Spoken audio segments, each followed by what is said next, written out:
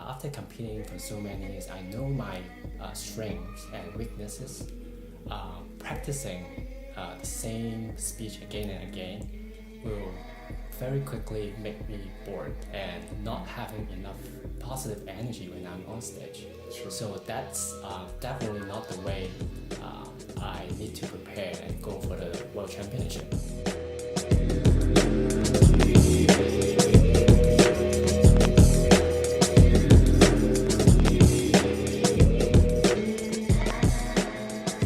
Welcome to or welcome back to Coffee with April.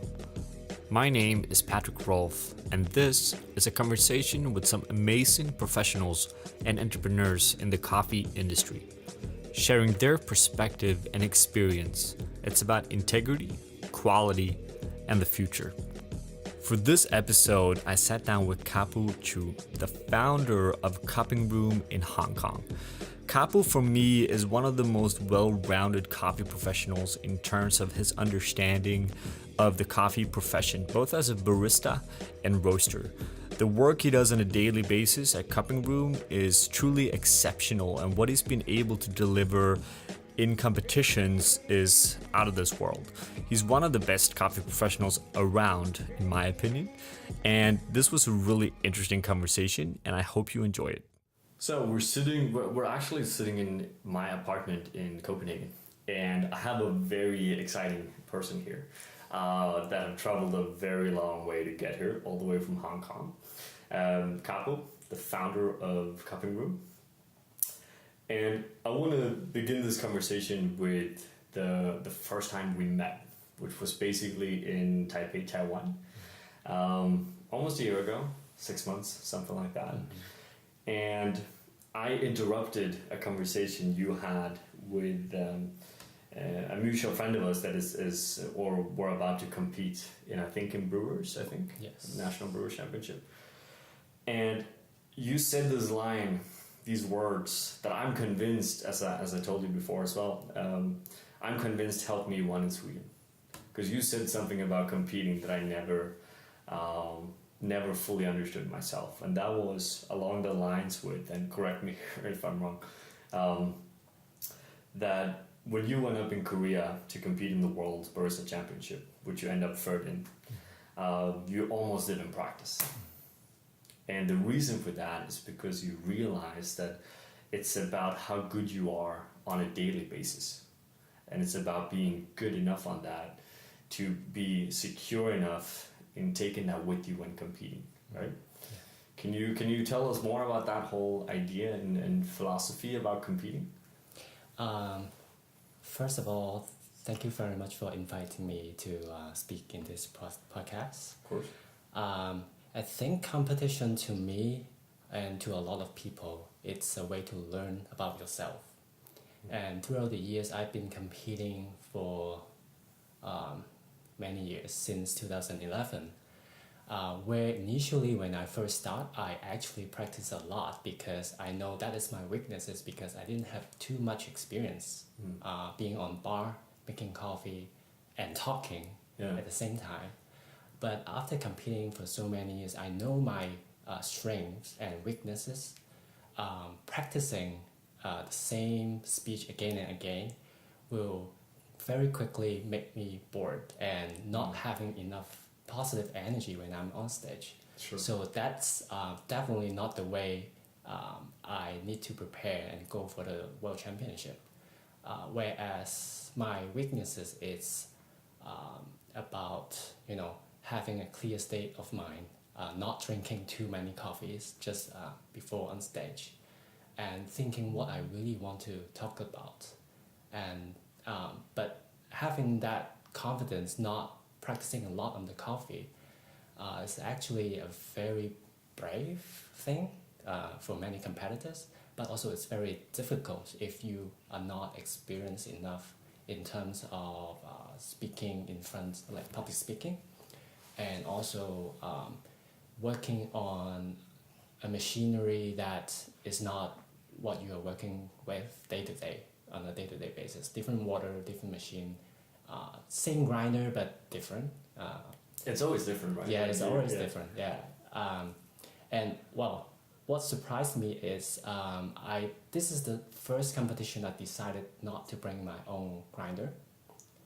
But then I realized the grinder that they give us is a totally brand new unseasoned bird. So it kind of shocked me a little bit, but we brought enough coffee to run through quite a lot of coffee so that on the competition day is actually okay. But that's also experience. What we've prepared for some scenario, it's kind of accumulation of previous competition experience. But that helped me to just do just enough practice, and with my familiarity of the coffee, I am able to perform the way that I like.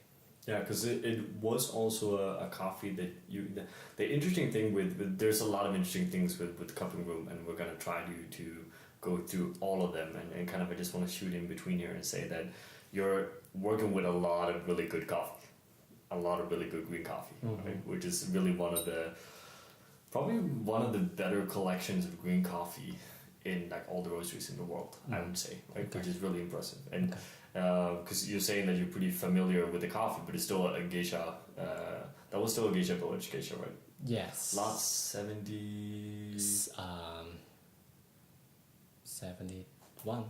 72. 72, because Yeah, I remember that. It's last year's crop. Yeah, you had 2 lots, Yeah, and one was 51. the sweetest, one of the sweetest natural processed coffees that didn't taste as a natural that I ever had. I think that was pretty remarkable with that coffee. Yeah. When you said you've been competing since 2011. Yes. Was it always barista for you, or has it been other competitions as well? So the story started from in 2010 after my graduation of master degree in the States. And I spent a previous summer in San Francisco where I experienced the taste of specialty coffee over there in 2009. So after graduation, when I went back to Hong Kong, it happened to be just after the year of market crash. I couldn't find any job, and I was like, maybe I should start my own business. And the coffee back then was pretty suck. There was no specialty coffee in Hong Kong. So I thought it would be a very nice idea to bring that San Franciscan, coffee cultural experience back to Hong Kong.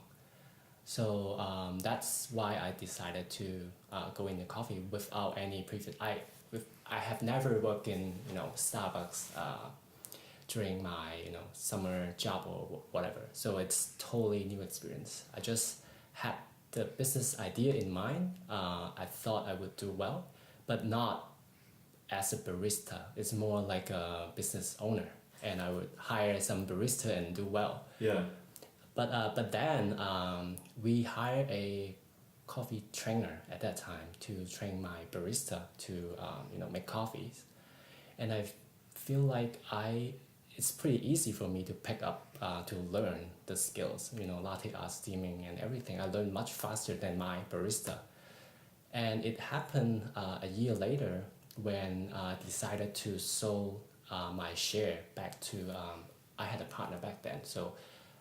That little small experimental coffee shop that we opened didn't really turn out to be what I like, because it's more like a takeaway. That was not a cupping room.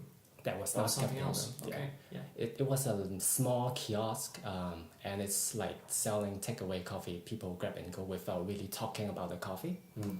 So I decided that was not something that I want to work with 5 years. I want to start something new. So after a year working with that experimental coffee kiosk, I decided to sell back my share. And then I was looking for a shop to open, then became Cupping Room. But at that time, there was the first ever Barista Championship in Hong Kong. Yeah. So I was like, I have some time to spare to compete, to meet some people, get to know more about industry and know more about specialty. So I decided to compete with not too much barista experience competing. So, and that decision was made just a month before the competition. So I have a full month practicing, drinking tons of espresso. Remember, I like taste 50 or 60 espresso on a practice day that I crash, and my wife carried me back home that time. It was crazy time. But I ended up second place during that year. So I think not only I, met some people that I do some networking, but I also feel that I am maybe destined to be a barista competitor. So 3 months later, I started up Copenhagen, and we are doing, back then was pretty new because we are getting roasters. Like every month we change different roasters from all over the world. And I got the experience to learn brewing roasters from different countries, different styles. And it's pretty much self-taught. We did it for 2 years. The coffee shop, the cupping room back then wasn't making too much money. The money that I made, I used up all of them for travel. Traveling to different cities, talking to barista, learning how they brew coffee, and how different roast style affect how to brew and how people liked it.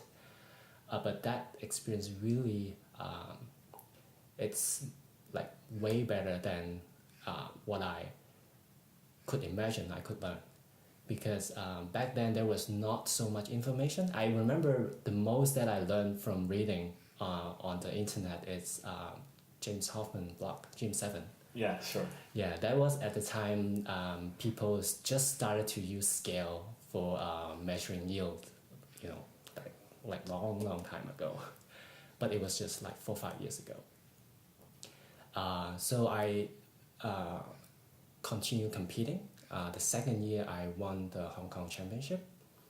And then I represent Hong Kong to compete in Melbourne, which I was 15th place. A few points missed out semi-final. So Which coffee did you use back then? I worked with counterculture, and it was a Kilimanjaro from El Salvador. Yeah. I don't really remember. I think I used 2 different processing and talking about how processing affect flavors, stuff like that. Yeah. That's really cool. I want to just go back to, because I'm interested in how people get into coffee. And you already said that you were in the States. You just finished your master's degree. And then out of nowhere, you start a coffee business. But what is your master in? Supply chain management and finance. And finance. Yeah. That's just not related to coffee. But probably something that have actually helped you now, especially moving into the roastery part of business things, I can imagine. Yeah. That's pretty true. So what is the main motivation for you to move into coffee was business opportunity? Is that fair to say? Was to survive. Was to survive. Sure. That's a very good reason. Yeah, was to find a job. Yeah. Yeah, sure. Being my own boss. Yeah. Yeah, it's the way. How difficult is... I'm interested in people because so I started April now 1.5, almost 2 years ago, right? And it's an interesting journey, and it's very, very different from being employed, right? It's actually a pretty big step, right? How did you feel about that, starting the first business and then also moving into cupping room? Was that a big step for you? Was that a difficult step, or was that a very natural thing? Whereas you knew all your life that you wanted to do a company of some sorts, or were you a born entrepreneur, if you can use that term? I think entrepreneurship is running in my blood, because my dad used to be entrepreneur, and my elder brother also started his own company. Okay. Yeah. So I always think of myself being a boss of myself. Sure. But but that but the thing is always, what do you start? Like, what is your passion? What do you want to work with? What do you want to work on? But it's just happened to, I had a very nice experience, a very nice summer in San Francisco, having that coffee experience that kind of, it's a light bulb moment for me to, okay, I should do that. Yeah. That's so funny because I had my moment like that when deciding to move into coffee was in San Francisco as well. Okay. Now these days, unfortunately, pretty controversial 4 Barrel. They've been through some hard times in media recently. But back then, I think, or I hope, everything was okay with them. And it was a barista in their shop because I went to their shop basically once a day for 2-3 weeks. I was in San Francisco for business with other stuff. And he was the first guy because he asked me if I were going to compete in coffee because he thought I was a barista because I always came to the bar. So he was the first one to kind of show me that you can compete in coffee, which is something I got really hooked on. Okay. So I competed, I went back home, and before I even started with coffee, I convinced the owner of a roastery called Damateo in Gothenburg to let me practice in their lab by myself without knowing anything. Because they were hosting the regional in Sweden in Barista Championship like a month after that trip. So I guess San Francisco has that kind of vibe on people. Like it's an interesting city in that sense as well. It's definitely. Yeah. What was the biggest, so you go into the coffee kiosk, you decide you want to do something else, you start cupping room. What is cupping room? Like when you started, what was the vision? What did you want cupping room to be? So I named cupping room because, you know, when you are buying green coffee, you don't know what to expect before it's presented on the cupping table. So for me, cupping room or cupping is a way to discover great coffee. So I want that distilled to my customer. Cupping room is a destination. If they want to, if they come to cupping room, they will discover great coffee through our interpretation. Initially, it's about bringing different roasters from all over the world, but as we grow and as we know more about extraction and roasting, so we see a big connection between sourcing, roasting, and brewing. So we think the best way is to, you know, do everything. Do everything, yeah. Yeah. How many years did it take from, so you started, then one coffee shop, and then you opened up more coffee shops, and then you started to roast after that, right? We actually initially bought a 1 kilo roaster. Oh yeah. Many years ago, with like I think the first year we started cupping room. I experiment a lot. Not that we don't think we can roast well, but it's just our scale is too small. And because of my background in supply chain, I know that if you want to have a consistent product, you have to, you know, have, you know, green coffee turnover. You don't want to end up, you know, green coffee, old coffee, yeah. Become old coffee, and you have to have the channel to sell. And we were so small, and we didn't have any chance to run the model that I like. I could not source fresh coffee, even though I can buy, but I cannot sell. So it's not the model that can sustain by itself. So I just keep on growing cupping room until at the point where the finance makes sense. We can sell and we can buy, and we can keep on using fresh coffee. That's like 4 or 5 years later. Yeah, sure. Yeah. So you basically made sure that your coffee shops was a good enough customer to supply a roastery, more or less, right? Which I think is a very smart. I'm always very curious as to how people start roasteries because it's very difficult. Yes. And absolutely is. I think a lot of people have this idea that it's not so difficult, right? Yet everyone on this this podcast, which all in some capacity started a coffee roastery, would tell you that it is very, very difficult, especially these days, right? Yes. I'm pretty curious because what I see when I go to Asia and I work with roasters there is that the green coffee supply is very difficult. Is that difficult for you as well in Hong Kong, or is Hong Kong easier because it's a bit more international, as in like actually getting good green coffee? Part of the difficulties in Hong Kong is we don't have too much storage space. Yeah. If you want like cheaper green coffee, then you have to buy like a pallet at the minimum. Sure. But then you don't have space to store it. But there are a couple of green distributor in Hong Kong that they offer service of they will store your green bean, and then whenever you need them, you make a call and they will deliver by the bag or half a bag to you. That's pretty nice. Yeah. But that's not the way that we end up going, because we've been using a roaster from the States called the Sweet Bloom Coffee Roasters for the past 2-3 years before we start roasting. And we found it very kind of natural and logical that because we have same roasting and sourcing philosophy. So why not buying green coffee together?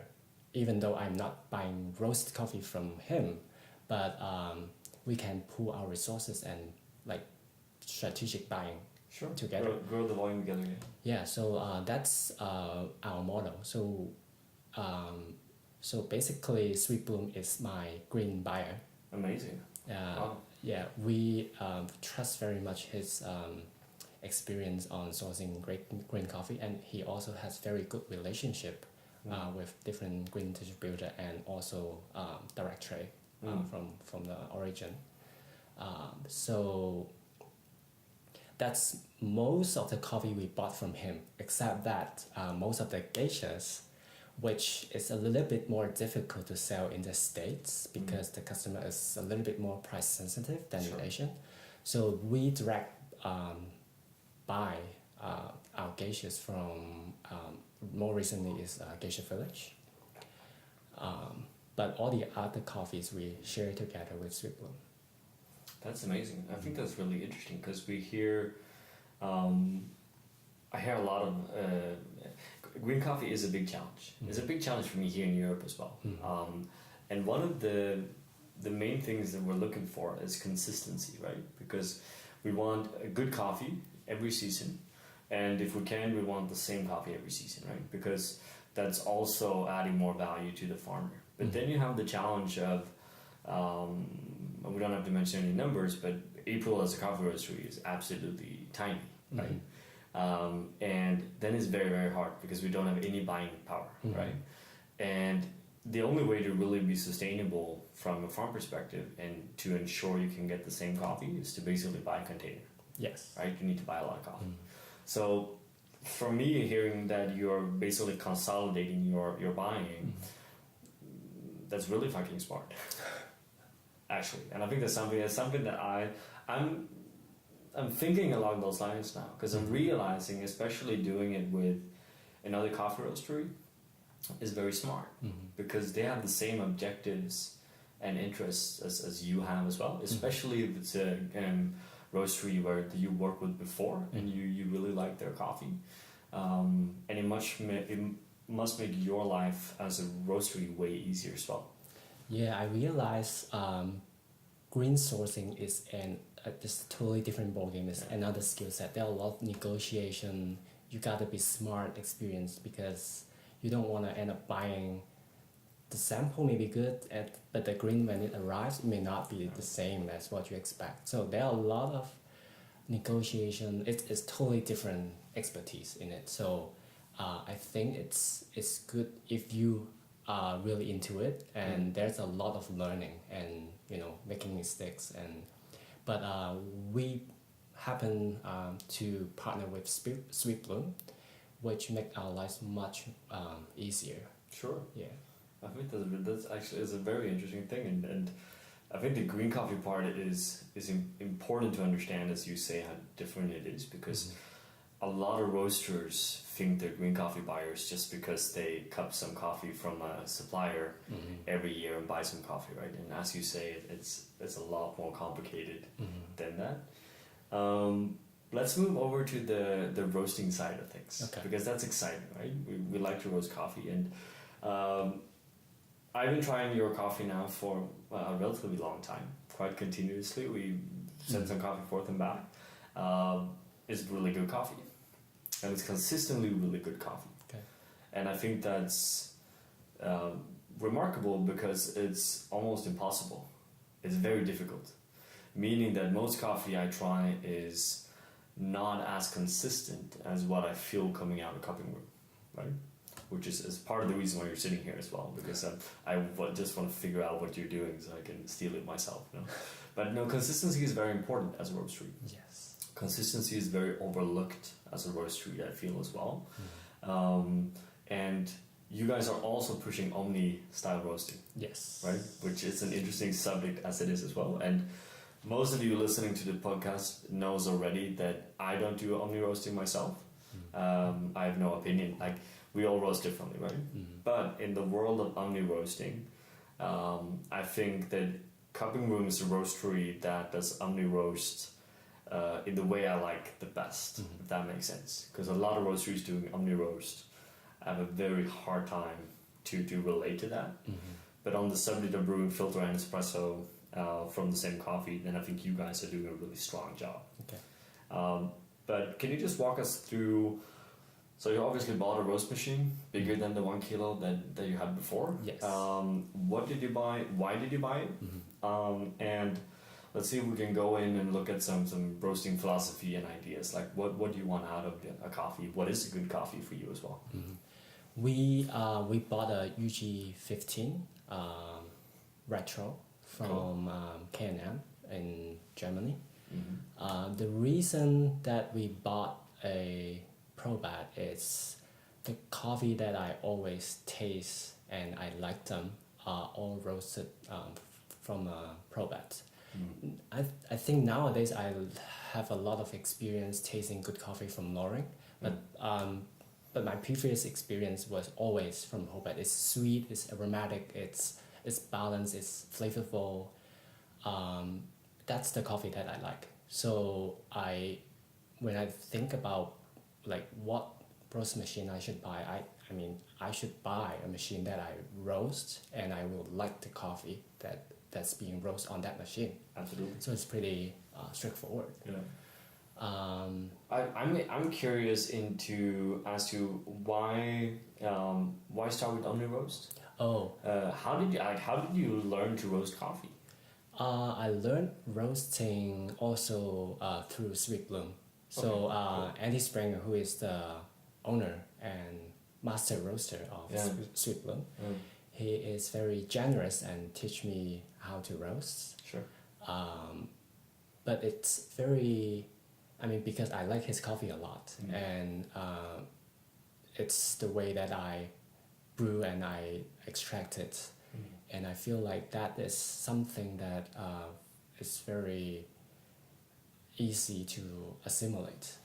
So when he talked about why he roasts that, because I have experience brewing his coffee for 2 or 3 years, so I know what he's talking about. So it's pretty quick learning for me.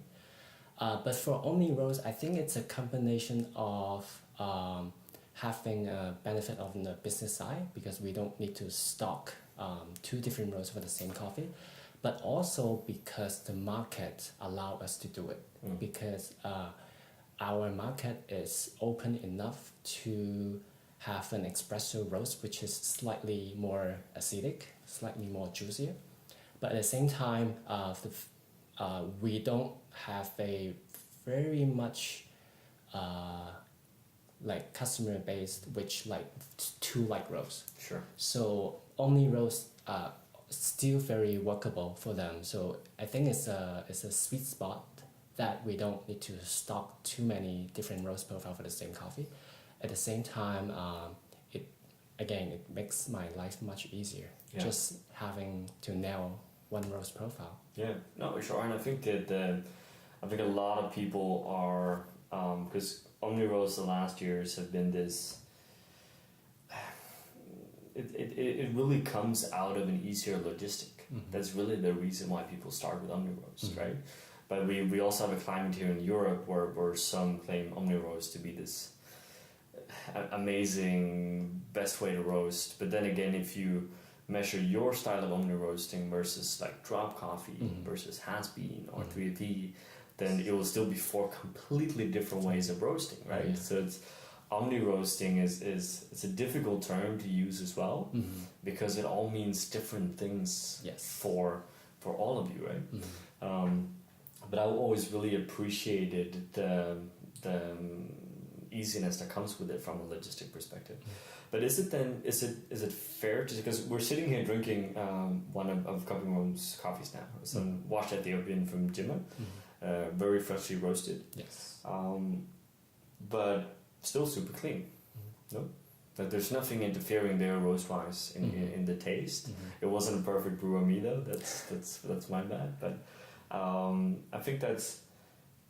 Could one say that you're focusing then purely from a profiling perspective, trying to understand how you go about it? Are you then focusing on espresso or filter more, or is it just a cupping bowl and you basically cup the coffee and then based on that, that's what we go with? Basically, we roast based on cupping, and also we will reevaluate like after resting the coffee for a week and then we brew to see how it changes and how we should change the roast profile in order to represent the best flavor in brewing, not only in the cupping bowl. Espresso brewing is secondary, and so it's kind of only roast because with our experience as a barista brewing different roast style, I don't find it too difficult even for very light roast brewing balanced espresso. But for me, it's about showcasing the coffee what I like, which is aroma, body, and sweetness.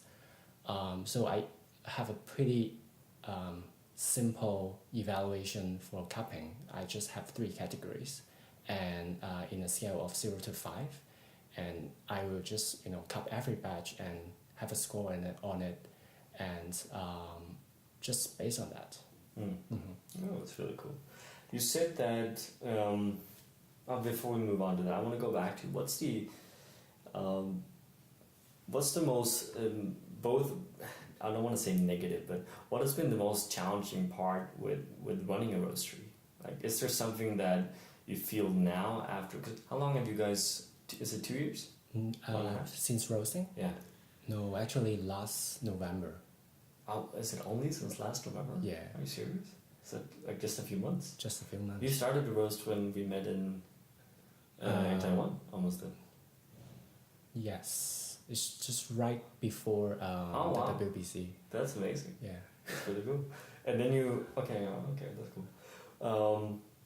But is there something that you found now to be very challenging that you didn't think about before, or is there any surprises so far? It's absolutely a steep learning curve for me, learning roasting and put it production and try to make it consistent every single batch. Part of the reason that I don't think you will experience that in your part of the country, because we are roasting on a tank LPG gas. So you will have even though the gas pressure says like 50 millibar, at the start of the tank, you are having less power. In the middle, you're having more power. And as it, the mechanism is it will absorb the energy from surrounding and turn the liquid into a gas, right? So the tank will freeze when you use it. So in the summertime, it's slightly better. But in a normal, 10 degrees or 20 degrees time, then your tank will freeze within 1.5 hours. So you have to either change the tank or have something to warm it up. So you are always having inconsistent gas pressure to play with. It makes you know, roasting is already very complicated, and it's like exponentially crazy, more complicated than it already is. That's the major challenging part. But I'm the guy who always like improving and changing, and sometimes I will do it too much. I am actually not a good production roaster, just to say it, because I always like, you know, what should I do to change? You want to test something new. Improve? Yeah. Sure. So I'm not the most Mr. Consistency. I'm not. But I like to work with new coffees, and you know, I'm getting better and better. Maybe 1 or 2 rows I will dial into the profile that I like, but then I will try to leave it to my consistent, giving her the parameters to roast, and then I try to stay away from it because I always wanted to change. Yeah, that's actually very interesting, because the coffee we're drinking now is one of the first coffees not roasted by you initially, so roasted by her. How does that feel? Was that a difficult process to kind of hand over, basically moving away from, no, I'm the one roasting everything, to now someone else is also roasting? Was that difficult for you, both in terms of learning someone else, but also just a mental, more philosophical question, as it now, you know, cupping and roasting is more than just you? It's the same as when I first have my second coffee shop, because I used to be on bar every single day, like all coffee I make myself. But when I expand to a second location, then I cannot be at the 2 locations at the same time, right? So I have to dedicate. I have to find someone else. I would not say as good as me, or I mean, it's just me being confident enough of him presenting my coffee. So in terms of roasting, it's the same, because I know I cannot, you know, be there every single day. So if we continue to expand, we have to. I have to get help, and my roasting assistant, she has very good sensory, so I really trust a lot on her feedback when we cup together, and she always give me very good feedback. So teaching her to roast, it's also a learning experience from myself. So it's not a difficult choice by any means. It's a good learning experience for both of us. Sure. And it should also allows you, it frees you up, gives you a bit more perspective, a bit more time to think about what is next as well. So you don't have to focus on that part of the business as well. How many people are employed at Kapo Chiu? How big are you guys now in terms of staff? We have 4 locations, and each of them has its own kitchen, and one of them has like small bakery. In total, we have 31 head count. Oh wow. It's not very big, but it's quite. That's still growing. Yeah. People that listen to this should also understand that Hong Kong is, I assume, and again, correct me if I'm wrong, but I've been to Hong Kong one time, yeah. And the first thing you learn very quickly when you talk about business in Hong Kong is that real estate is expensive. It's crazy. It's expensive. Yes. So how anyone can have a coffee shop and make money in Hong Kong is to some extent a mystery to me. How you can have 4, that means you've done something very well, right? Because that's a pretty rare thing, especially in a place where, you know, I complain about rents here in Copenhagen, but in Hong Kong it's a lot more than that, right? Yeah. How has that process been from a coffee shop perspective to go from 1 to 4? Does it get easier now because you've done a few? Like, let's say you open up a 5, do you feel that process is simple? And when you look at your coffee shops, because I had the same question or discussion with Klaus Thompson at Coffee Collective, and for him every new coffee shop was an opportunity to express something new, right? They wanted to build a different experience of their brand. Yes. What's your ambition and idea behind the coffee shops? For me, I think I'm of similar intention because I always want to do something new. Whenever I open a shop, I don't want an exact carbon copy of the existing one. So the second and the third one, it's we play a little bit about like how we change the bar workflow in order to give the customer a better experience. And the third cafe was to introduce a bakery, doing bakery like breakfast and coffee in a fast coffee bar, like central location in Hong Kong, really expensive rent. But that give me some kind of like Melbourne vibe, where people get like come and go, like really good vibe. And the fourth location is about the roastery. We're having the roastery and the cafe in under the same roof.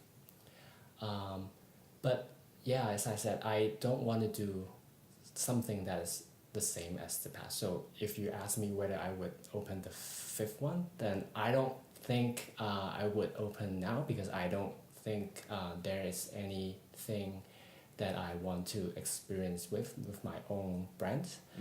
Because now roasting is already too much it's already overwhelming. I'm pretty much occupied right now. Are you focusing roasting wise? Do you have the business clients as well, or are you focusing on only supplying your own coffee shops? We have a little bit of wholesale client throughout Asia, and we do a little bit of web sale as well. I think Hong Kong is a very challenging market because it's a very small city and there are lots of coffee shops and everyone wants to do something different. They don't want to use your coffee. They don't want to sell the same coffee. No. So we in Hong Kong, most of the coffee shop are buying coffee from like overseas roasters, which is a good thing because I see a lot of your coffee in Hong Kong. Gadalis and like a lot of different European roasters, which give our customers more choice. But to my perspective, as a roaster, it's difficult because we do not have any wholesale customers that want to buy our coffee, which is close to where we are. We have a little bit further away from the city. And the other thing is for other Asian countries, some have high tax for importing roasted coffee, and going through custom is a pain in the ass. Sure. So it's a good growth, but at the same time, it's not as easy as I thought. There are a lot of different challenges that we have to overcome. Is that also then for example, you shipping to other? When you say the taxes are high, for example, because there's something that we need to think about as well, shipping from here, that it is quite different depending on where you are in the world. But you say that it's also then expensive to ship from, for example, Hong Kong to say Japan or China, mainland. That's a challenge as well, shipping from you. It's not the cost that's prohibitive. People are willing to pay more to buy better coffee.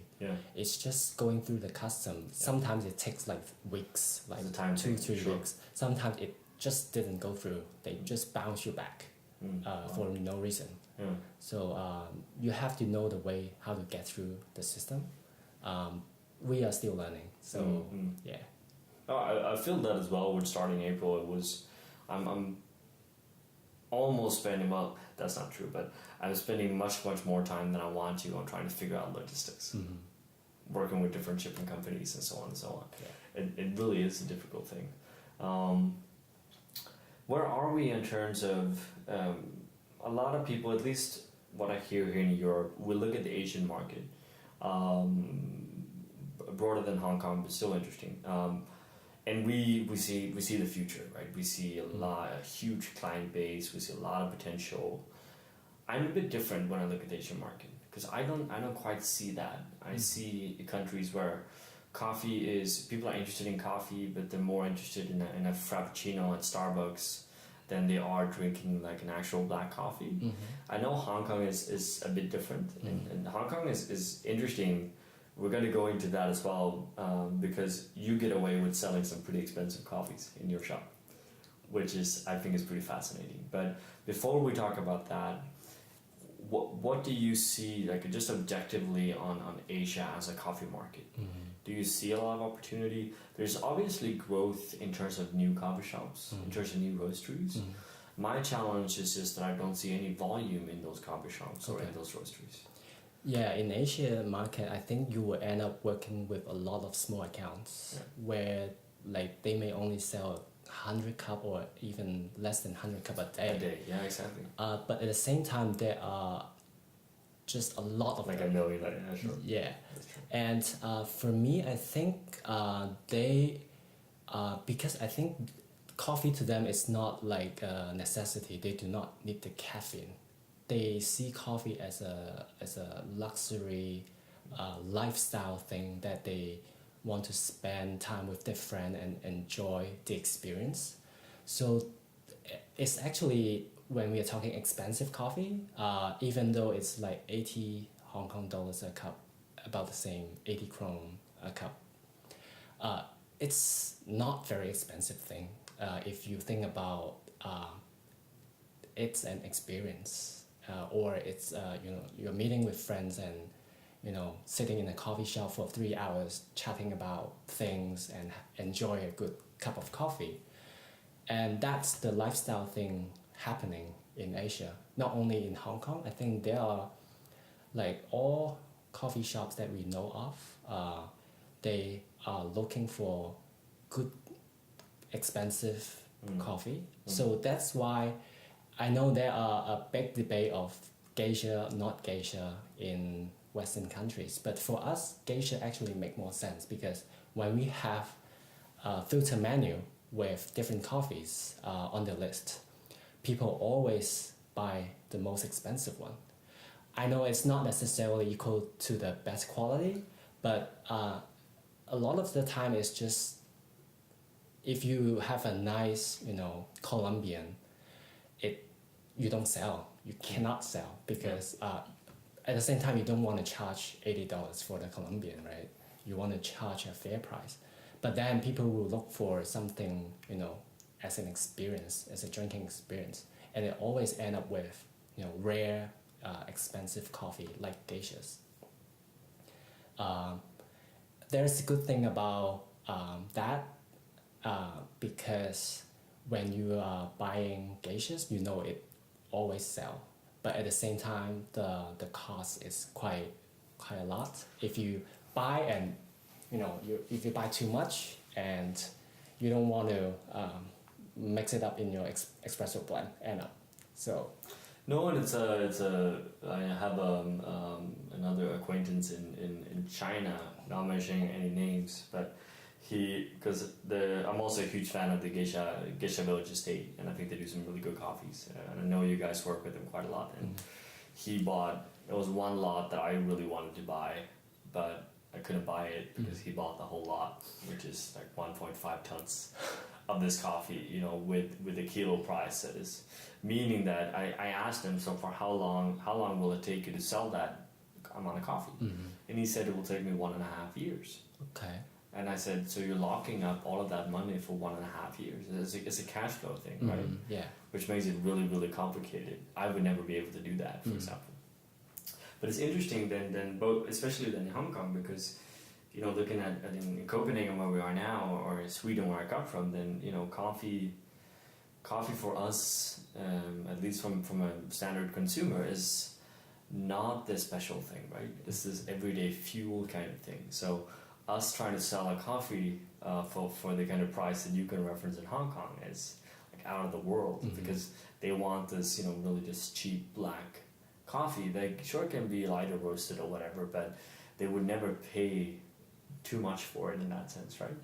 Which I think is really it's interesting, because it makes it more dynamic looking at how Asia grows. And it's just the fact that they don't come from a culture with coffee, I think allows them to look at it differently, right? Completely off topic, different thing, but I want to discuss it. You said in Taiwan the last time I met you that you're not going to compete again in barista. You mentioned maybe coffee and good spirits, if I remember correctly. Yes. Are we going to see you compete again? No. No? Not in anything? No. None? No. Why not? Well, first, to be honest, I said the same thing a few years ago. At that time, I decided not to compete again. But when I compete again was because I have something that I want to say. That's the time when I learned roasting, and I see a big connection between roasting and extraction, which I didn't see when I was just a barista. But now in my coffee shop as well, I'm spending a lot of time roasting, but at the same time spending a lot of time training new baristas. And a lot of them has a passion of competing, which I think I saw myself like 3-4 years ago. And I really like helping them, helping them learning about competition, growing up as a human being, and picking up how to compete. And if they were to win, then it will be even better and more satisfying than me competing again. So I'm now more of a supporting role than I think of myself as a competitor, and I'm enjoying it. That must be a really nice place to be, right? Because you've done incredibly well in your own competition, right? And you're arguably one of the best baristas in the world, and it must be a really nice feeling to be able to take that and push that into someone else, especially if they're working within your team as well. Do you guys have any competition coming up now where you're thinking you guys are gonna try to win, or where are you guys in the competition schedule? There has been a few baristas that worked with me previously that I've been training them and competing in Brewers Cup and Barista, but they have all since then left cupping room. So what I'm working with are all like baristas with less than 1 year experience. Sure. So it's more of them to experience what competition is rather than trying to win. I think the coming competition is coming in September or October, but I think it's just a learning experience for them. But I mean, we will prepare the same way as I were to compete. So it's going to be very, challenging for them, spending nights after nights practicing. But it's not the aim of winning. It's more experience for them to grow and to learn. And also it's a team thing that we learn together. Yeah, of course. And I always believe that competing or having staff compete is the best investment you can do in terms of making people better in the company, right? And I think that's it's something that for myself has been a very important part as well, even though I'm yet to actually do well in a competition, but it's something that is pushing me forward, right? And I think that's it's just a very relevant approach to have in general. Let's move on. I want to try to kind of wrap up one thing that I also had in mind, and we're back on the subject of roasting. I know we're jumping forth and back, but this is interesting. I gave you a bit of coffee in Taiwan to brew. Because I had a roasting workshop. Oh, yeah. You brewed some espresso. And I remember, because on the subject of, you also said that you prefer Probat, but then you have been tasting some coffee from Loring that you also kind of think is interesting. But it was a comment you made there, which I think was really relevant, where you looked at the coffee, and because you start by basically visually looking at the coffee and try to kind of gauge roast degree, right? And you looked at the coffee and you said it looked very light, right? But then you start brewing it and extracting it, and it doesn't behave like a light roasted coffee. It behaves like a more solid very coffee. soluble. Yeah, which I think was a really interesting side note on that whole thing, right? What is your are you interested in looking at different roasting systems for the future, or are you going to, for example, stick with Probat when it's time to buy a bigger one as well? that experience, me brewing your coffee, was actually a very eye-opening experience for me. You know, when you are brewing the same roast profile day to day for many years, you kind of don't need to think about it. So you look at it and you know how well it developed, and you kind of have a ballpark figure how many gram you want to put in and how many gram you want to extract. But at the same time, it's kind of, you know, thinking inside a box where you don't experiment too much within a certain parameters. But after brewing your coffee, I think it's opened up new possibilities. Like before, I won't taste any coffee, for example, you know, extracting less than 25 seconds or over 40 seconds. But I mean, it's just based on the experience of me brewing the roast profile that I used to. It may not necessarily be a golden rule or anything like that. So working with different roast style is definitely helped me learn a lot. And recently, I've tasted a lot of great coffee, some from you, from Lauren. The tactile is amazing. The balance is different. I still like the sweetness coming from a pro bat, Sure. but the clarity, the tactile, you know, and the aroma from a Lauren, it's something that I would also enjoy. So that would be a very difficult decision for me to go forward. Should I, you know, if I expand, should I go for a Lauren or should I think I would have to taste more coffee from you in order to make a decision. We can fix that.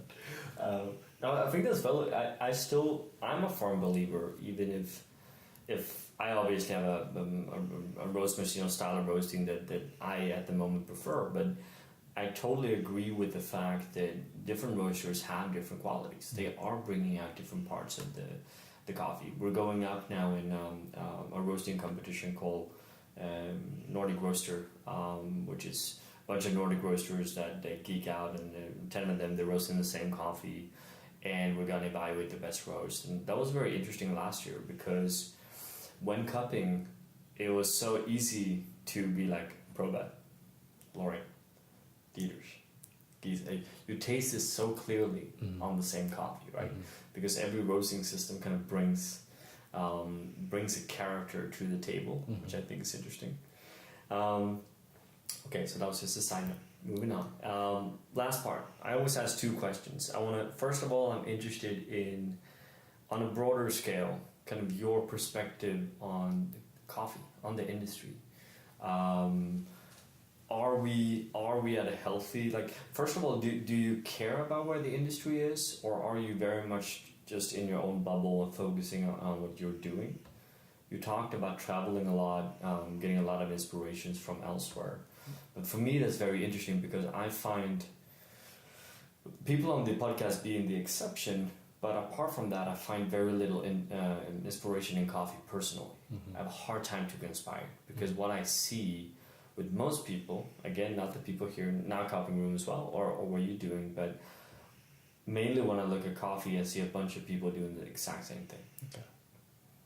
And I don't get sad, because in my world, I honestly don't really care. I focus on the people that I do get inspired by, and the rest can kind of do whatever they want. But what is your take on that? Like, where do you get inspired?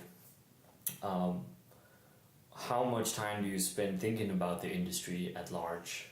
Or is it really just you and Cupping Room doing your own thing, and you want to take that as far as you can? It's a very good question, actually. So I think I always try to, you know, as in competition as well, just be myself, doing what I like, what I enjoy, not necessarily what the market needs, but at the same time you have to balance it. But honestly, most of the time I just think of how I can do better. I think I still have passion. I know a lot of competitors or business owner has lost their kind of passion in coffee, or just, you know, they have a steady income, the coffee shop goes well. You don't actually need to change when it's not broken, right? But for me, it's always I want to try to do something new or doing the same thing better. So if I spend most of the time looking at myself, how I could do better, but at the same time I also want to see how I'm positioned within the industry.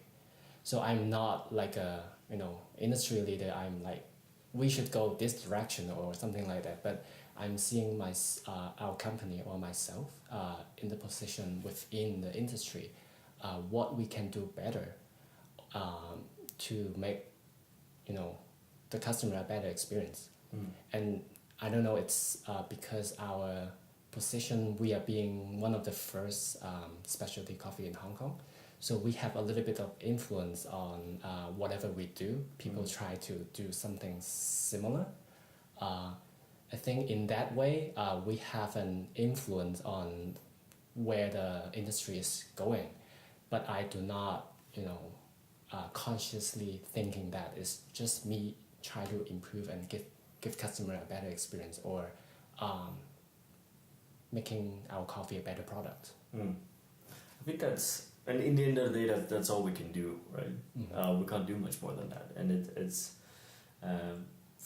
for me running a company, we had the same discussion with Stephen Layton. It has been like a week ago as well, and it's you need two things to make it work. I think you need first of all longevity. You need to, it's a marathon. It's gonna take time, right? That's step one. And second of all, you need a clear identity, right? You need a brand that stands by its own, right? And it's not just like all of the other coffee shops, all of the other coffee roasts, which I think is very easy to end up there, right? And I think from what I'm seeing at Cupping Room at the moment, you guys are very much moving in your own direction, which is where you want to be, I believe. Last question. I know I always say last question and then I do a lot of other questions, but let's try to keep it the last question. I'm super curious always what people want to do in the future. Like what do you want to do? Not just, well, with Cupping Room, of course, like where do you see Cupping Room moving in the future? But also you personally. I'm very interested in, is this the last project you will do in your life?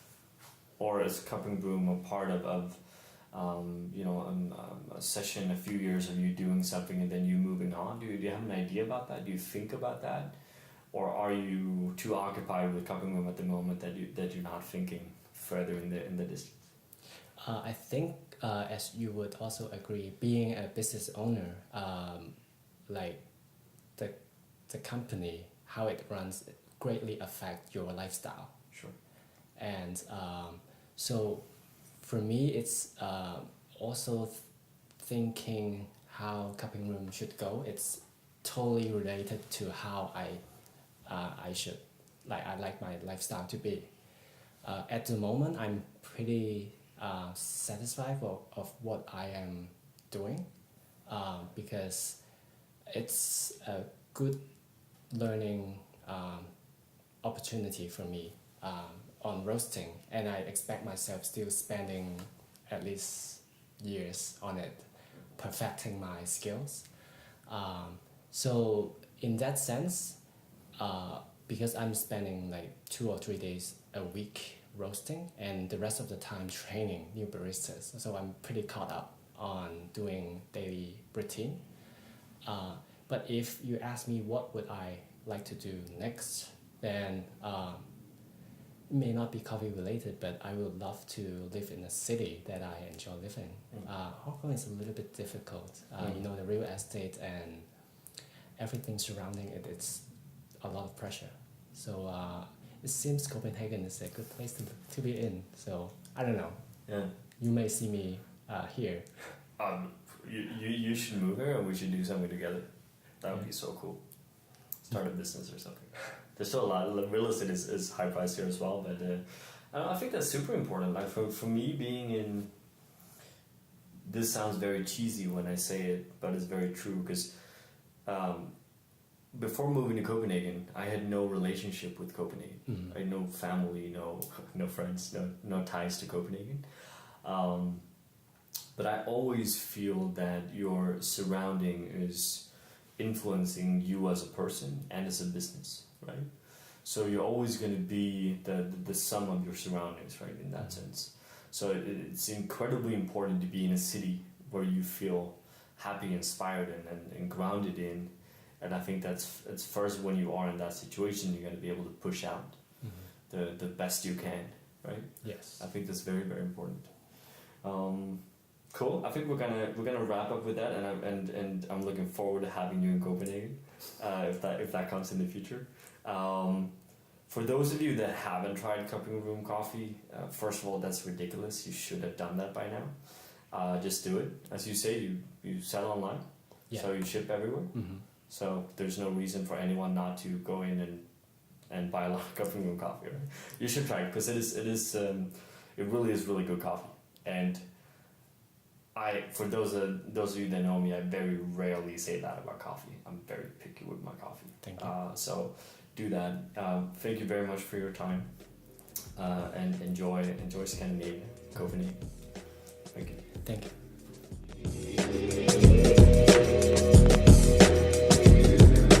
From us here at April, thank you for listening. If you enjoyed this podcast, please share with your friends, family, and colleagues. Thank you.